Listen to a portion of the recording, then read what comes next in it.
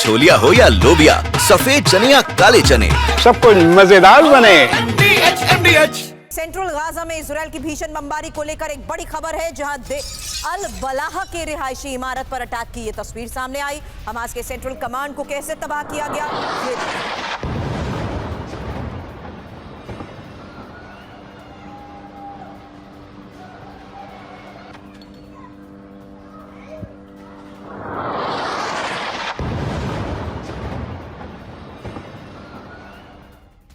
अब उत्तरी गाजा में इजरायली एयर अटैक, बड़ी खबर है। रिहायशी इलाके में भयंकर बमबारी, जहां आईडीएफ के इसी हमले में 6 स्वास्थ्य कर्मियों की मौत की भी खबर।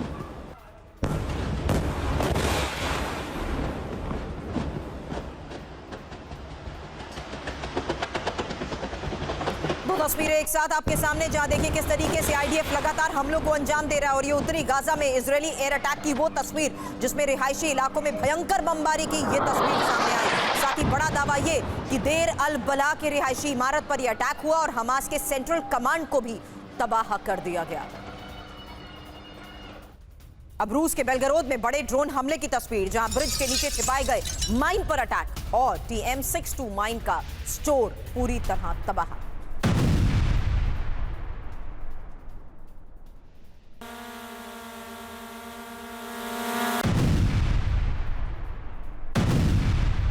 डोनेट्स्क में रूस के बहुत बड़े अटैक की अगली बड़ी खबर है। रूस के मिसाइल हमले में 600 यूक्रेनी सैनिकों की मौत, फैब 500 बॉम्ब से कई यूक्रेनी ठिकाने तबाह।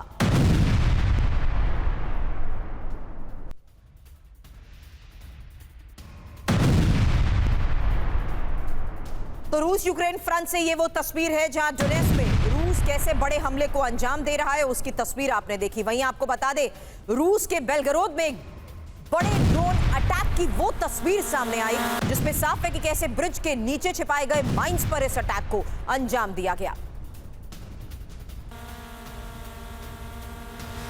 अब इजरायली बमबारी से दहले दक्षिण गाजा की तस्वीर, जहां अल जायतून इलाके में ही 10 एयर अटैक को लेकर खबर है। ग्राउंड ऑपरेशन के साथ बमबारी आईडीएफ की तरफ से हो रही है।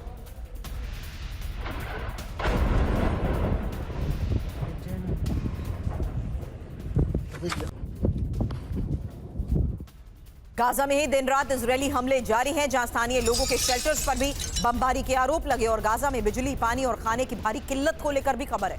भुखमरी से अब तक 289 लोगों की मौत।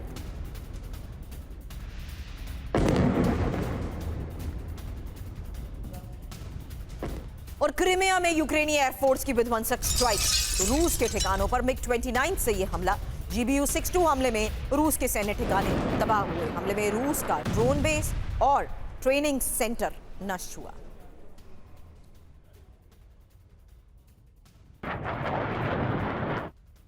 भारत ने नए एयर डिफेंस सिस्टम IADWS का पहला सफल टेस्ट किया है। पूरी तरह से स्वदेशी multi layered air defence system IADWS है। शॉर्ट रेंज मिसाइलों से लैस IADWS। रक्षा मंत्री राजनाथ सिंह ने सफल टेस्ट पर DRDO को बधाई दी।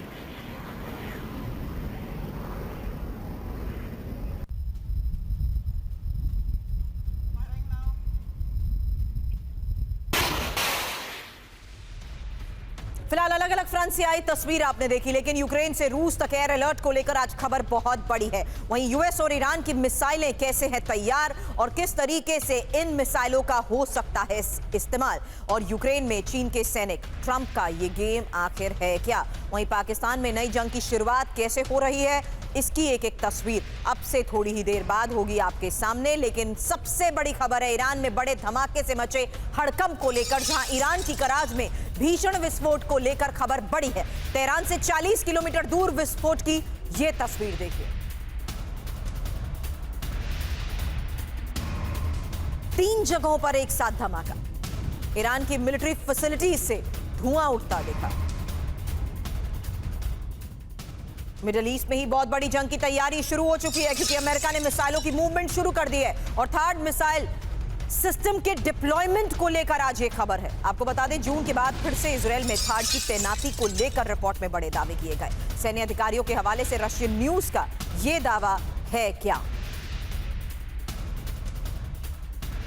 तो अमेरिका ने मिसाइलों की मूवमेंट शुरू कर दी है, ये एक बड़ी खबर है। अब इंफॉर्मेशन वॉल का रुख करते हुए थाड की तैनाती, बड़े हमले के अलर्ट को समझिए, जहां ईरान पर फाइनल मिलिट्री स्ट्राइक की तैयारी में यूएस और इजराइल है।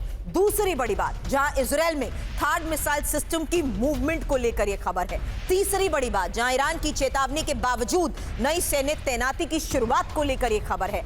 इजराइल ने डेविड स्लिंग, एरो और आयरन डोम सिस्टम की तैनाती को भी बढ़ा दिया है। हालांकि इसका मतलब क्या है, एक्सपर्ट से सवाल करूंगी, क्योंकि मिसाइलों की प्रोडक्शन तेज अमेरिका और इजराइल कर रहे हैं। अनुज माथुर सर, इसको लेकर आपसे सवाल करूं उससे पहले एक और बड़ी खबर है, क्योंकि बहुत बड़े हमले की तैयारी में इजराइल है। अब छोलिया हो या लोबिया, सफेद चने या काले चने, सब कुछ मजेदार बने। MDH